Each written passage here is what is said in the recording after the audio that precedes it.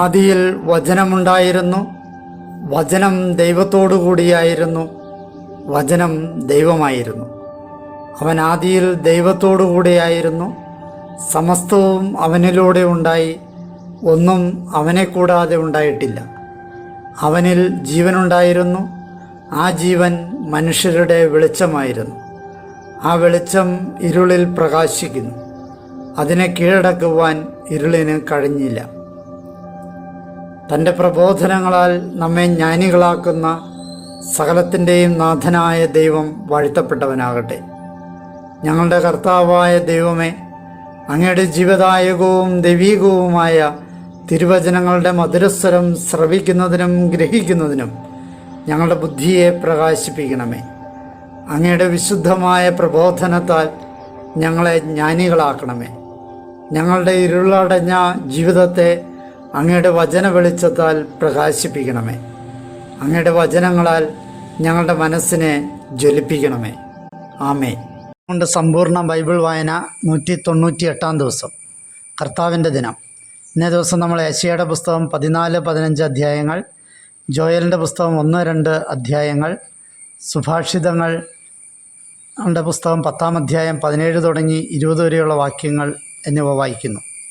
ഏശയ്യാ പ്രവാചകൻ്റെയും Joel പ്രവാചകൻ്റെയും യൂദാരാജ്യത്തോടുള്ള പ്രവചനങ്ങളാണ് നാം ശ്രവിക്കുന്നത്. ജീവിതത്തിലുണ്ടാകുന്ന ഓരോ സഹനങ്ങളും സങ്കടങ്ങളും കൂടുതൽ അനുതപിക്കുവാനുള്ള ആഹ്വാനവുമായി കാണാൻ നമുക്ക് സാധിക്കണം. തിന്മയും പാപവും സ്വാർത്ഥതയും ദൈവനിയോഗങ്ങൾ മറന്നുള്ള ജീവിതവും അവിശ്വസ്തതയും എല്ലാം ഉപേക്ഷിച്ച് അനുതപിച്ചാൽ രക്ഷ പ്രാപിക്കുമെന്ന വിശ്വാസത്തിൽ ദൈവാശ്രയബോധത്തിലേക്ക് മടങ്ങി വരുവാനുള്ള സന്ദേശം തിരുവചനം നമുക്ക് പ്രദാനം ചെയ്യുന്നു. ഏശയ്യായുടെ പുസ്തകം 14-ാം അധ്യായം കർത്താവിന് യാക്കോബിൻ്റെ മേൽ കാരുണ്യമുണ്ടാവുകയും ഇസ്രായേലിനെ വീണ്ടും തിരഞ്ഞെടുത്ത് അവരെ സ്വദേശത്തേക്ക് സ്ഥാപിക്കുകയും ചെയ്യും. പരദേശികൾ അവരോട് ചേർന്ന് യാക്കോബിൻ്റെ ഭവനത്തോട് ഒന്നായിത്തീരും. ജനതകൾ അവരെ സ്വീകരിച്ച് അവരുടെ ദേശത്തേക്ക് നയിക്കും. ഇസ്രായേൽ ഭവനം കർത്താവിൻ്റെ ദേശത്ത് അക്കൂട്ടരെ ദാസീദാസന്മാരായി അവകാശമാക്കും. തങ്ങളെ അടിമപ്പെടുത്തിയവരെ അവർ അടിമപ്പെടുത്തും, തങ്ങളെ ഞെരുക്കിയവരെ അവർ ഭരിക്കും. കർത്താവ് നിൻ്റെ വേദനയിൽ നിന്നും കഷ്ടതയിൽ നിന്നും നീ ചെയ്യേണ്ടി വന്ന കഠിനദാസ്യവേലയിൽ നിന്നും നിനക്ക് വിശ്രമം നൽകുന്ന ദിനത്തിൽ ബാബിലോൺ രാജാവിനെ നീ ഈ ചൊല്ലു പറഞ്ഞ് പരിഹസിക്കും. മർദ്ദകൻ എങ്ങനെ ഇല്ലാതായി, അവൻ്റെ ഔദ്ധത്യം എങ്ങനെ നിലച്ചു. കർത്താവ് ദുഷ്ടരുടെ ദണ്ഡ് ഭരണാധിപന്മാരുടെ വടി ഒടിച്ചിരിക്കുന്നു. അത് കോപത്തോടെ ജനത്തെ പ്രഹരിക്കുകയും നിർത്താതെ അടിക്കുകയും ജനതകളെ രോഷത്തോടെ ഭരിക്കുകയും നിരന്തരം ദ്രോഹിക്കുകയും ചെയ്തിരുന്നു. ഭൂമി മുഴുവൻ ശാന്തമായി വിശ്രമിച്ചു. അവർ സന്തോഷാരവമുയർത്തി. ലെബനോനിലെ ദേവദാരുക്കളും സരളമരങ്ങളും നിന്നെക്കുറിച്ച് സന്തോഷിച്ചു. നീ വീണതു മുതൽ ഞങ്ങളെ വിട്ടുവീഴ്ത്താൻ ആരും ഉയർന്നു വരികയില്ല. നിൻ്റെ വരവിനെ എതിരേൽക്കാൻ താഴെ പാതാളം ഇളകിമറിയുന്നു. നിന്നെ സ്വാഗതം ചെയ്യാൻ ഭൂമിയുടെ എല്ലാ മുട്ടാടുകളുടെയും പ്രേതങ്ങളെ അത് ഉണർത്തുന്നു. ജനതകളുടെ രാജാക്കന്മാരായിരുന്നവരെയെല്ലാം അവരുടെ സിംഹാസനങ്ങളിൽ നിന്ന് അത് എഴുന്നേൽപ്പിക്കുന്നു. നീയും ഞങ്ങളെപ്പോലെ ബലഹീനനായി, നീയും ഞങ്ങളെപ്പോലെയായി തീർന്നിരിക്കുന്നു എന്ന് അവരെല്ലാം നിന്നോട് പ്രതികരിച്ചു പറയും. നിൻ്റെ പ്രതാപം, നിൻ്റെ വാദ്യഘോഷം പാതാളത്തിലേക്ക് താഴ്ത്തപ്പെട്ടിരിക്കുന്നു. നിനക്ക് കീഴെ പുഴുക്കൾ വിരിക്കപ്പെട്ടിരിക്കുന്നു. കീടങ്ങളാണ് നിൻ്റെ പുതപ്പ്. ഉഷസ്സിൻ്റെ പുത്രനായി പ്രകാശിക്കുന്നവനെ, നീ എങ്ങനെ ആകാശത്തു നിന്ന് വീണു? ജനതകളെ കീഴടക്കുന്ന നീ എങ്ങനെ ഭൂമിയിൽ വീഴ്ത്തപ്പെട്ടു? നീ നിൻ്റെ ഹൃദയത്തിൽ പറഞ്ഞു, ഞാൻ സ്വർഗത്തിലേക്ക് കയറും, ഉന്നതത്തിൽ ദൈവത്തിൻ്റെ നക്ഷത്രങ്ങൾക്ക് ഉപരി എൻ്റെ സിംഹാസനം ഞാൻ ഉയർത്തും. ഉത്തരദിക്കിൻ്റെ അതിർത്തിയിലെ സമാഗമ പർവ്വതത്തിൽ ഞാനിരിക്കും. ഉന്നതമായ മേഘങ്ങൾക്കുമീതെ ഞാൻ കയറും. ഞാൻ അത്യുന്നതനെ പോലെയാകും. എന്നാൽ നീ പാതാളത്തിലേക്ക്, കുഴിയുടെ അഗാധ ഗർത്തങ്ങളിലേക്ക് തള്ളിയിടപ്പെടും. നിന്നെ കാണുന്നവർ തുറച്ചു നോക്കി ചോദിക്കും, ഈ മനുഷ്യനാണോ ഭൂമിയെ വിറപ്പിക്കുകയും രാജ്യങ്ങളെ ഇളക്കുകയും ലോകത്തെ മരുഭൂമി പോലെയാക്കുകയും അതിൻ്റെ നഗരങ്ങളെ തകർക്കുകയും അതിൻ്റെ തടവുകാരെ വീട്ടിലേക്ക് വിടാതിരിക്കുകയും ചെയ്തത്? ജനതകളുടെ രാജാക്കന്മാരെല്ലാം താന്താങ്ങളുടെ ഭവനത്തിൽ മഹത്വത്തോടെ ശയിക്കുന്നു. നീയാകട്ടെ നിൻ്റെ കുഴിമാടത്തിൽ നിന്ന് പുറത്തെറിയപ്പെട്ടിരിക്കുന്നു. നിന്ദ്യമായ മുളയെന്ന പോലെ വാളാൽ തുളയ്ക്കപ്പെട്ട് വധിക്കപ്പെട്ടവരുടെ വസ്ത്രം പോലെ, ചവിട്ടി അരയ്ക്കപ്പെട്ട മൃതശരീരം പോലെ, കുഴിയുടെ കല്ലുകളിലേക്ക് ഇറങ്ങുന്നവനെ പോലെ നിന്റെ ദേശം നീ നശിപ്പിക്കുകയും സ്വജനങ്ങളെ കൊന്നൊടുക്കുകയും ചെയ്തതിനാൽ ഖബറിടത്തിൽ നീ അവരോട് ചേരുകയില്ല. തിന്മ പ്രവർത്തിക്കുന്നവരുടെ സന്തതികൾ എന്നേക്കും അറിയപ്പെടുകയില്ല. പിതാക്കന്മാരുടെ അകൃത്യം നിമിത്തം മക്കൾക്കു വേണ്ടി ഒരു കശാപ്പുശാല ഒരുക്കുവിൻ. അവർ എഴുന്നേറ്റ് ഭൂമി കൈവശമാക്കുകയും ഭൂമുഖം നഗരങ്ങൾ കൊണ്ട് നിറയ്ക്കുകയും ചെയ്യാതിരിക്കേണ്ടതിന് തന്നെ. സൈന്യങ്ങളുടെ കർത്താവിൻ്റെ അരുളപ്പാട്: ഞാൻ അവർക്കെതിരായി എഴുന്നേൽക്കും. ബാബിലോണിൽ അവശേഷിക്കുന്നവരെയും അവരുടെ നാമത്തെയും സന്താനങ്ങളെയും പിൻതലമുറകളെയും വിച്ഛേദിക്കും. കർത്താവിൻ്റെ അരുളപ്പാട്: ഞാൻ അതിനെ മുള്ളൻ പന്നിയുടെ അവകാശവും നീർപ്പൊയ്കകളുമാക്കും. ഞാനതിനെ നാശത്തിൻ്റെ ചൂലുകൊണ്ട് തൂത്തുകളയും. സൈന്യങ്ങളുടെ കർത്താവിൻ്റെ അരുളപ്പാട്. അസിറിയക്കെതിരെ സൈന്യങ്ങളുടെ കർത്താവ് ഇപ്രകാരം ശപഥം ചെയ്തിരിക്കുന്നു: ഞാൻ തീരുമാനിച്ചതുപോലെ അത് സംഭവിക്കും. ഞാൻ നിശ്ചയിച്ചതുപോലെ അത് നിറവേറും. ഞാൻ എൻ്റെ ദേശത്തുള്ള അസിറിയക്കാരനെ തകർക്കും. എൻ്റെ പർവ്വതത്തിൽ ഞാൻ അവനെ ചവിട്ടിമെതിക്കും. അവൻ്റെ നുകം അവരിൽ നിന്ന് നീങ്ങിപ്പോകും. അവരുടെ തോളിൽ നിന്ന് എൻ്റെ ഭാരം മാറിപ്പോകും. ഭൂമി മുഴുവനെയും സംബന്ധിച്ച് നിശ്ചയിക്കപ്പെട്ട തീരുമാനമാണിത്. എല്ലാ ജനതകളുടെയും മേൽ നീട്ടപ്പെട്ടിരിക്കുന്ന കരം ഇതാണ്. എന്തെന്നാൽ സൈന്യങ്ങളുടെ കർത്താവ് നിശ്ചയിച്ചിരിക്കുന്നു, ആരത് തകർക്കും? അവിടുത്തെ നീട്ടപ്പെട്ട കരം അത് പിന്തിരിപ്പിക്കാൻ ആർക്ക് കഴിയും? ഫിലിസ്ത്യർക്കെതിരെ ആഹാസ് രാജാവ് മരിച്ച ശേഷം ഈ അരുളപ്പാടുണ്ടായി: ഫിലിസ്ത്യരെ, നിങ്ങൾ പ്രഹരിച്ച വടി തകർക്കപ്പെട്ടതുകൊണ്ട് സന്തോഷിക്കേണ്ട. എന്തെന്നാൽ സർപ്പത്തിൻ്റെ വേരിൽ നിന്ന് ഒരണലി പുറത്തു വരും. അതിൻ്റെ ഫലമാകട്ടെ പറക്കുന്ന സർപ്പമായിരിക്കും. ദരിദ്രരുടെ ആദ്യജാതർക്ക് ഭക്ഷണം ലഭിക്കും. പാവപ്പെട്ടവൻ സുരക്ഷിതനായി ശയിക്കും. എന്നാൽ നിൻ്റെ വേരിനെ ഞാൻ ക്ഷാമം കൊണ്ട് വധിക്കും. നിന്നിൽ അവശേഷിക്കുന്നവനെ അത് കൊല്ലും. കവാടമേ വിലപിക്കുക, നഗരമേ കരയുക. ഫിലിസ്ത്യരെ, നിങ്ങളെല്ലാവരും ഉരുകുന്നു. എന്തെന്നാൽ വടക്കു നിന്ന് ഒരു ധൂമപടലം വന്നു കഴിഞ്ഞു. അവൻ്റെ സൈന്യത്തിൽ നിന്ന് ആരും ഒഴിഞ്ഞു മാറുന്നില്ല. ജനതയുടെ ദൂതന്മാരോട് അവൻ എന്തു മറുപടി പറയും? കർത്താവ് സിയോനെ സ്ഥാപിച്ചിരിക്കുന്നുവെന്നും അവിടുത്തെ ജനത്തിലെ പീഡിതർ അവളിൽ അഭയം കണ്ടെത്തുമെന്നും തന്നെ. യെശയ്യായുടെ പുസ്തകം 15-ാം അധ്യായം. മോവാബിനെതിരെ. മോവാബിനെ സംബന്ധിച്ച അരുളപ്പാട്: ഒറ്റ രാത്രി കൊണ്ട് അത് നശിപ്പിക്കപ്പെട്ടല്ലോ. മോവാബിലെ ആർപട്ടണം ഇല്ലാതായി. ഒറ്റ രാത്രി കൊണ്ട് അത് നശിപ്പിക്കപ്പെട്ടല്ലോ. മോവാബിലെ കീർപട്ടണം ഇല്ലാതായി.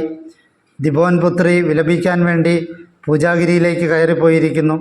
നെബോയെയും മെദേബായെയും കുറിച്ച് മോവാബ് വിലപിക്കും. ഓരോ ശിരസ്സും മുണ്ഡനം ചെയ്യപ്പെട്ടിരിക്കുന്നു. ഓരോ താടിയും ക്ഷൗരം ചെയ്യപ്പെട്ടിരിക്കുന്നു. അതിൻ്റെ തെരുവീഥികളിൽ അവർ ചാക്കുടുത്തിരിക്കുന്നു. പുരമുകളിലും പൊതുസ്ഥലങ്ങളിലും എല്ലാവരും കരയുകയും കണ്ണീരൊഴുക്കുകയും ചെയ്യുന്നു. ഹെഷ്ബോണും എലയാലെയും ഉറക്കെ കരഞ്ഞു. അവരുടെ സ്വരം യഹാസ് വരെ കേൾക്കപ്പെട്ടു. അതിനാൽ മോവാബിലെ ആയുധധാരികൾ നിലവിളിക്കും. അവൻ്റെ ആത്മാവ് വിറകൊള്ളും. എൻ്റെ ഹൃദയം മോവാബിനു വേണ്ടി നിലവിളിക്കും. അവളുടെ അഭയാർത്ഥികൾ സൊവാറിലേക്കും എഗ്ലാത്ത് ഷെലീഷിയയിലേക്കുമുള്ള ലൂഹുത്ത് കയറ്റം നിശ്ചയമായും കരഞ്ഞുകൊണ്ട് കയറും. ഹൊറോനയിമ്മിലേക്കുള്ള വഴിയിൽ അവർ വിനാശത്തിൻ്റെ നിലവിളി ഉയർത്തും. എന്തെന്നാൽ നിമ്രീമിലെ ജലാശയങ്ങൾ വറ്റി വരണ്ടുപോകും. പുല്ലുകൾ ഉണങ്ങിപ്പോകും. പുല്ല് വാടിപ്പോയി പച്ചപ്പില്ലാതായി. അതിനാൽ അവർ സമ്പാദിച്ച ധനവും നേടിയതൊക്കെയും അറബിം അരുവിക്കരയിലേക്ക് അവർ കൊണ്ടുപോകും. നിലവിളി മോവാബിൻ്റെ അതിർത്തികളെ ചൂഴ്ന്നു നിൽക്കുന്നു. അവളുടെ രോദനം എഗ്ലായിം വരെ, അവളുടെ രോദനം ബേറേലിം വരെ. ദിബോനിലെ ജലാശയങ്ങൾ രക്തം കൊണ്ട് നിറഞ്ഞിരിക്കുന്നു. കാരണം മോവാബിൽ നിന്നും അറിയയിൽ നിന്നും രക്ഷപ്പെടുന്നവരുടെയും ദേശത്ത് അവശേഷിക്കുന്നവരുടെയും മേൽ, ദിബോൻ്റെ മേൽ ഞാൻ കൂടുതൽ വിനാശം വരുത്തും. യോയലിൻ്റെ പുസ്തകം 1-ാം അധ്യായം. കൃഷിനാശം. പെതുവേലിൻ്റെ മകൻ ജോയലിന് ലഭിച്ച കർത്താവിൻ്റെ വചനം. ശ്രേഷ്ഠരെ, ഇത് ശ്രവിക്കുവിൻ. സകല ദേശവാസികളുമേ ചെവിക്കൊള്ളുവിൻ. നിങ്ങളുടെ കാലത്തോ നിങ്ങളുടെ പിതാക്കന്മാരുടെ കാലത്തോ ഇങ്ങനെ സംഭവിച്ചിട്ടുണ്ടോ? ഇതേപ്പറ്റി നിങ്ങൾ നിങ്ങളുടെ മക്കളോട് വിവരിക്കുവിൻ. നിങ്ങളുടെ മക്കൾ തങ്ങളുടെ മക്കളോടും അവരുടെ മക്കൾ ശേഷമുള്ള തലമുറയോടും വീട്ടിൽ ശേഷിപ്പിച്ചത് വെട്ടുക്കിളി തിന്നു,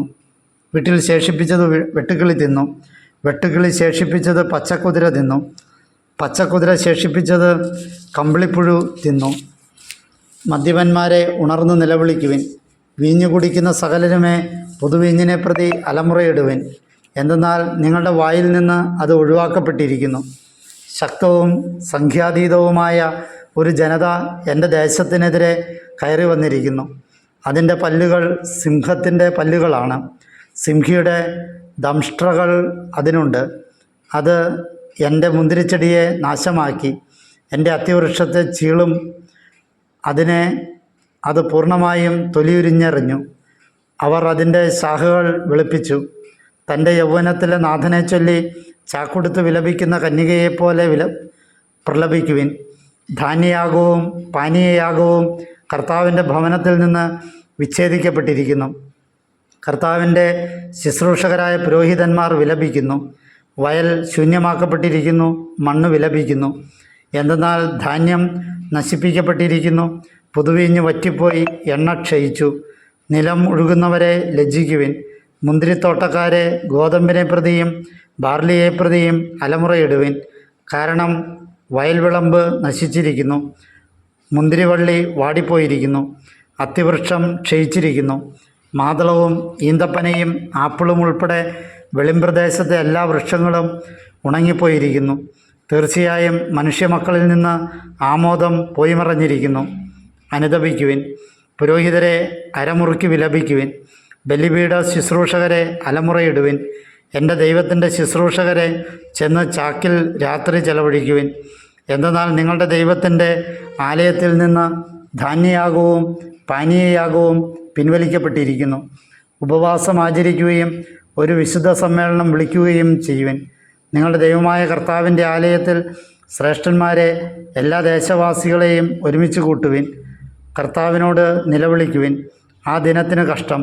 കർത്താവിൻ്റെ ദിനം സമീപസ്ഥമാണ് തീർച്ച. അത് സർവശക്തനിൽ നിന്ന് സംഹാരം പോലെ വരുന്നു. നമ്മുടെ കൺമുമ്പിലല്ലേ ഭക്ഷണം വിച്ഛേദിക്കപ്പെട്ടത്? നമ്മുടെ ദൈവത്തിൻ്റെ ആലയത്തിൽ നിന്നല്ലേ സന്തോഷത്തിമിർപ്പും?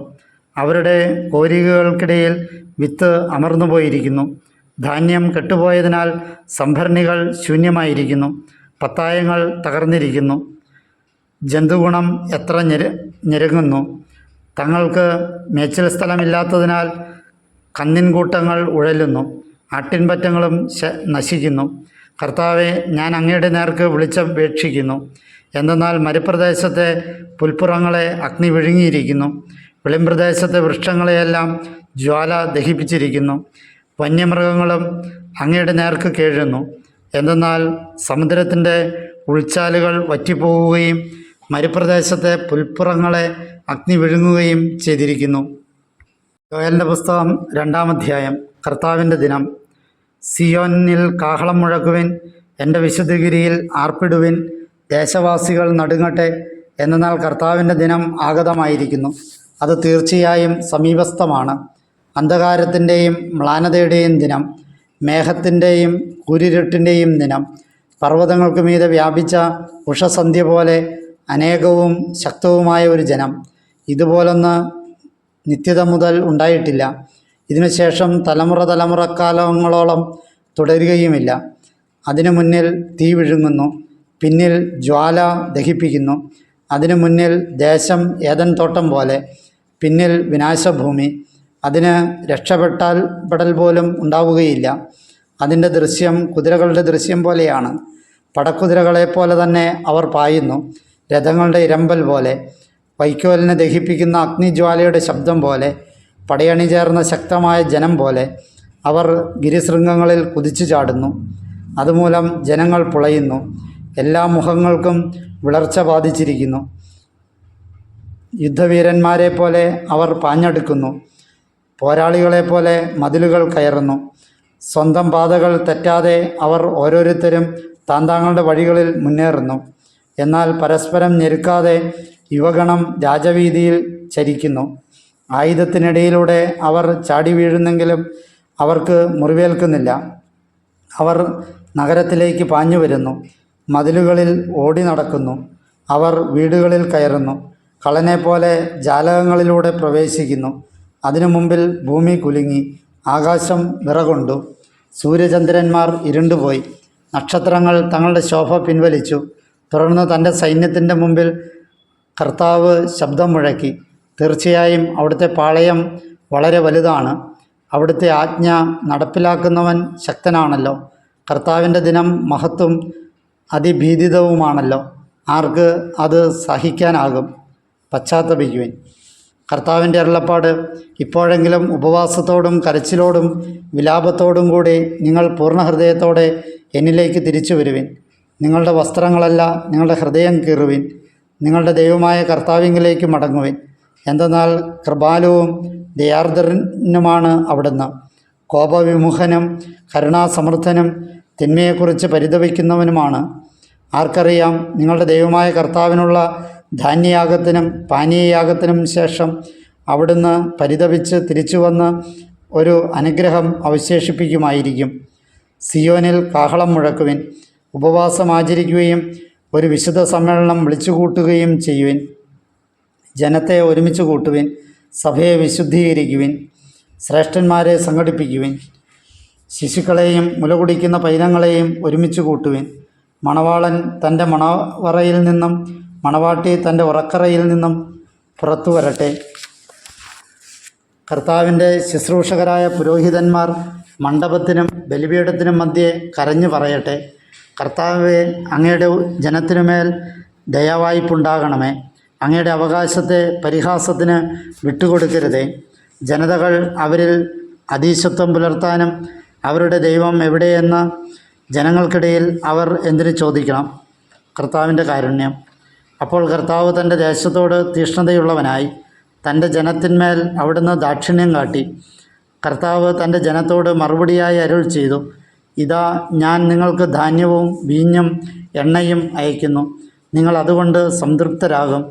നിങ്ങളെ ഞാൻ ഇനിയും ജനതകളുടെ ഇടയിൽ പരിഹാസമായി വിട്ടുകൊടുക്കുകയില്ല. വടക്കു നിന്നുള്ളവനെ ഞാൻ നിങ്ങളുടെ പക്കൽ നിന്ന് ദൂരെ അകറ്റും.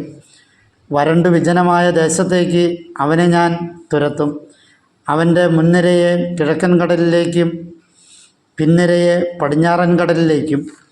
അവൻ്റെ നാറ്റം ഉയരും, അവൻ്റെ ദുർഗന്ധം ഉയരും. അവൻ ഗർവോടെ എല്ലാം ചെയ്തല്ലോ. മണ്ണെ, ഭയപ്പെടേണ്ട, ആനന്ദിച്ച് സന്തോഷിക്കുക. കർത്താവ് വൻകാര്യങ്ങൾ ചെയ്തിരിക്കുന്നു. വയൽമൃഗങ്ങളെ പേടിക്കേണ്ട, മേച്ചിൽപ്പുറങ്ങൾ പച്ച പിടിച്ചിരിക്കുന്നല്ലോ. വൃക്ഷം ഫലം ചൂടിയിരിക്കുന്നല്ലോ. അത്തിമരവും മുന്തിരിവള്ളിയും തങ്ങളുടെ സമൃദ്ധി പ്രദാനം ചെയ്യുന്നു. സിയോൻ മക്കളെ, ആനന്ദിക്കുവിൻ, നിങ്ങളുടെ ദൈവമായ കർത്താവിൽ സന്തോഷിക്കുവിൻ. അവിടുന്ന് നിങ്ങൾക്ക് ശരിയായി ശരത്കാല വൃഷ്ടി നൽകും. അവിടുന്ന് നിങ്ങൾക്കായി മഴ, ശരത്കാല വൃഷ്ടിയും ആദ്യമാസത്തിൽ വസന്തകാല വൃഷ്ടിയും സമൃദ്ധമായി പെയ്യിക്കും. മെതിക്കളങ്ങൾ ധാന്യങ്ങൾ കൊണ്ട് നിറയും, ചക്കുകൾ വീഞ്ഞും എണ്ണയും കൊണ്ട് കവിഞ്ഞൊഴുകും. ഞാൻ നിങ്ങളുടെ ഇടയിലേക്ക് അയച്ച എൻ്റെ മഹാസൈന്യമായ വെട്ടുക്കിളി, പച്ചക്കുതിരയും കമ്പിളിപ്പുഴുവും വീട്ടിലും തിന്നൊടുക്കിയ സംവത്സരങ്ങൾ നിങ്ങൾക്കായി ഞാൻ പകരം നൽകും. സംതൃപ്തി അടയോളം നിങ്ങൾ സമൃദ്ധമായി ഭക്ഷിക്കും. നിങ്ങളോടൊപ്പം അത്ഭുതകരമായി പ്രവർത്തിച്ച നിങ്ങളുടെ ദൈവമായ കർത്താവിൻ്റെ നാമം സ്തുതിക്കുകയും ചെയ്യും. എൻ്റെ ജനം എന്നേക്കുമായി ലജ്ജിക്കുകയില്ല. ഞാൻ ഇസ്രായേലിൻ്റെ മധ്യേ ഉണ്ടെന്നും നിങ്ങളുടെ ദൈവമായ കർത്താവ് ഞാനാണെന്നും മറ്റൊരുവനില്ലെന്നും നിങ്ങളറിയും. എൻ്റെ ജനം എന്നേക്കുമായി ലജ്ജിക്കുകയില്ല.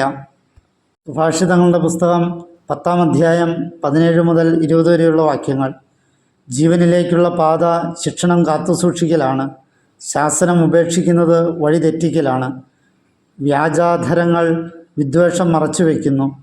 അപവാദം പരത്തുന്നവനാരോ അവനത്രേ ഭോഷൻ. വാക്കുകൾ ഏറുമ്പോൾ അതിക്രമത്തിന് കുറവില്ല. ബുദ്ധിമാൻ തൻ്റെ അധരങ്ങൾ നിയന്ത്രിക്കുന്നു. നീതിമാൻ്റെ നാവ് അമൂല്യമായ വെള്ളിയാണ്.